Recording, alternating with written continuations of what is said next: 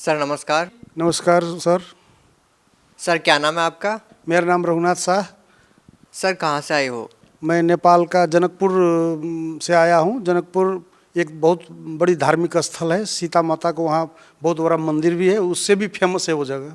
Sir संत रामपाल जी महाराज की शरण में आने से पहले आप क्या साधनाएं करते थे?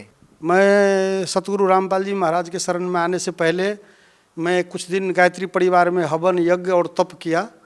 इतना मतलब उसमें भी काफ़ी भक्ति की, लेकिन उससे कोई खास लाभ नहीं मिला सर। सर इतने सालों से जो भक्ति करते आ रहे हो आप, फिर अचानक ऐसा क्या हुआ कि आप संत रामपाल जी महाराज की शरण में चले गए? सर मैं एक दिन पूर्णिमा, हमारे यहाँ पूर्णिमा लगता है जो जानकी मंदिर की, आपको मैं पहले बता चुका हूँ कि वहाँ बहुत बड़ा तीर्थ स्थल है, जानकी मंदिर है। मैं एक दिन घूम रहा था पूर्णिमा में वहाँ, तो अचानक एक आदमी किताब बेच रहे थे, भक्ति सौदागर के संदेश बेच रहे थे। तो उसके निकट में गया और उससे कहा इसका कितना दाम है? तो उसने कहा इसका दाम है 10 रुपया भारू, नेपाली 16 रुपया। तब मैं कहा एक दे दो, मैं ले लिया। उसके बाद मैं उसको पढ़ने लगा। पढ़ते जब मैं उस भक्ति को पढ़ा तो मुझे आश्चर्य का कोई ठिकाना न रहा कि ये ब्रह्मा विष्णु महेश भी नाशवान है और इसका भी माता पिता है, और ये इनका भक्ति करने से कोई आदमी का 84 लाख योनि नहीं छूट सकता है। जब मैं ये पढ़ा तो मैं आश्चर्यचकित रह गया। उसके पढ़ने के बाद अब मैं जो गायत्री परिवार में जो हवन यज्ञ तप करता था वो सब मैं छोड़ दिया। मैं और जितने हमारे साथ भगत जी लोग थे उस टाइम में, उन लोगों को भी कहे कि भाई जब इतना दिन से हम लोग हवन यज्ञ तप किए और उससे जब कोई लाभ नहीं होगा, हम सतलोक नहीं जा सकते हैं, 84 लाख योनि से मुक्त नहीं हो सकते हैं, तो फिर करने से क्या लाभ। उस दिन से मैंने सब कुछ छोड़ दिया। और भगत जी से भी कहे, वो लोग भी धीरे धीरे बंद कर दिए, कोई उसमें नहीं लगा, सब छोड़ दिए। फिर वो पुस्तक पढ़ने के बाद मुझे मेरे अंदर इतना रुचि जगा, तो उसके बाद मैं यहाँ हरियाणा आकर बरवाला आश्रम में आकर संपर्क किया और वहाँ आकर मैंने संत रामपाल जी महाराज से नाम दीक्षा लिया। सर आप नेपाल के जनकपुर से बिलोंग करते हैं। जनकपुर एक धार्मिक स्थल है। सर हम आपसे पूछना चाहते हैं कि वहाँ के जो साधु संत हैं और वो जो भक्ति देते हैं और संत रामपाल जी महाराज जो भक्ति ज्ञान देते हैं, उनमें आपको क्या भिन्नता नजर आई?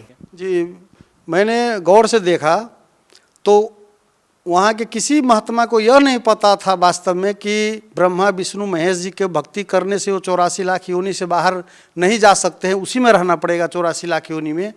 और ब्रह्मा विष्णु महेश जी का भी मृत्यु होता है, उनका माता पिता भी है। ऐसा हम लोग कभी कल्पना भी नहीं किए थे और न किसी संत महात्मा के मुँह से सुने थे, न किसी प्रवचन में सुने थे।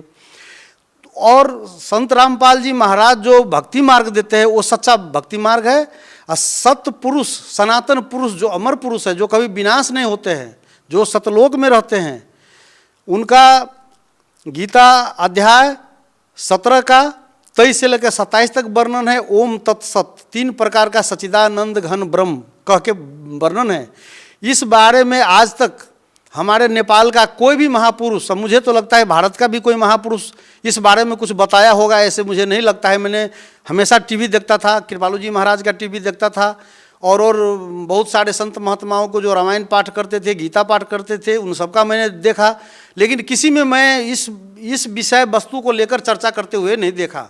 तो मेरा कहने का मतलब है कि यह ज्ञान और किसी ने मुझे कभी नहीं कहा, और यह सच्चा मार्ग है, सत्य मार्ग है। इससे हम 84 लाख योनि से मुक्त होकर सतलोक जाएंगे और कभी जन्म मृत्यु में जन्म नहीं लेना पड़ेगा। सर आप संत रामपाल जी महाराज के बारे में ये बता रहे हो कि उनके पास ऐसा ज्ञान है जो पूरे विश्व में किसी के पास नहीं है, तो सर आखिर आपको संत रामपाल जी महाराज से नाम दीक्षा लेने के बाद क्या लाभ मिले? जी, उसके नाम सतगुरु रामपाल जी महाराज से नाम दीक्षा लेने के बाद सबसे पहले तो मैं आर्थिक से तंगी रहता था सर। मैं सर नेपाल के कृषि डिपार्टमेंट में काम करता हूँ, जूनियर टेक्निकल असिस्टेंट हूँ वहाँ पर, और इतना लगभग करीब 30 बरस से ज़्यादा हो गया मेरा जॉब में, लेकिन इतना दिनों से नौकरी करने के बावजूद भी मेरे हाथ में पैसा नहीं रहता था, नहीं रुकता था। जब सतगुरु रामपाल जी महाराज से सन 2012 में मैं दीक्षा नाम ले चुका, उसके बाद से मेरे धीरे धीरे हाथ में पैसा रुकना शुरू हुआ। 2 लड़का था, दोनों लड़का जॉब में लग गया, 2 लड़का को मैंने मोटरसाइकिल खरीद दिया।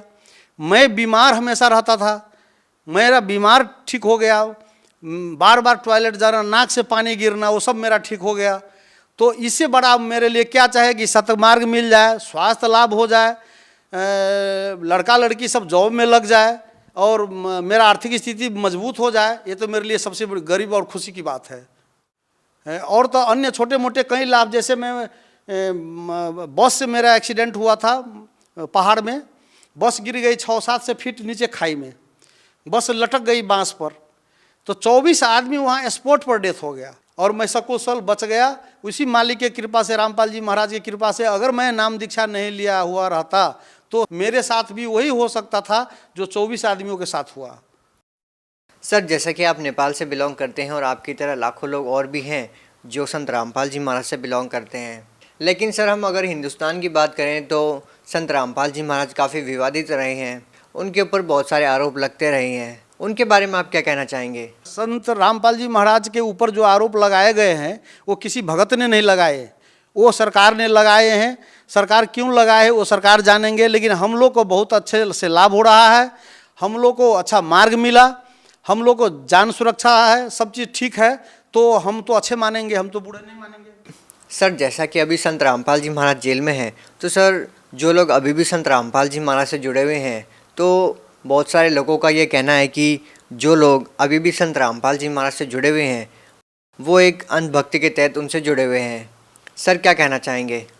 जी, इसमें तो अंधविश्वास मैं इसलिए नहीं मानूंगा कि जब प्रत्यक्ष लाभ हो रहा है, जब मेरा भक्ति सही है, मेरा सतमार्ग का भक्ति है, वेद शास्त्र पुराण के आधार पर भक्ति बताते हैं, और फिर अगर कोई कहे कि अंध भक्ति है तो ये मानने वाली बात नहीं है। वो उनका निजी विचार है, वो कह सकते हैं, उसका कहना है, लेकिन यह अंधभक्ति नहीं है, ये सच्चा भक्ति है। सर, भगत समाज को क्या संदेश देना चाहते हैं? भगत समाज को तो संदेश तो हम क्या देंगे, हम प्रार्थना ही करेंगे कि भगत समाज जी, आप लोग बहुत सारे गुरुओं के पास गए होंगे और कोई भी गुरु अभी तक वेद शास्त्र पुराण प्रत्यक्ष दिखाकर आज तक मुझे लगता है कि कोई नहीं प्रमाणित किया है कि सतभक्ति क्या है। इसीलिए हम सभी भक्त समाज से प्रार्थना करेंगे कि रामपाल जी महाराज के शरण में आकर नाम दीक्षा लीजिए और अपना कल्याण कराकर आध्यात्मिक जो 84 लाख योनि का जो वर्णन है हमारे शास्त्र में, और अन्य भक्ति करने से 84 लाख योनि में पढ़ते हैं, उससे मुक्त होकर आप सतलोक में जाएंगे और यह मरण जीवन का जो रोग लगा है वो हमेशा से मुक्त हो जाएंगे आप। जी धन्यवाद। सत साहिब।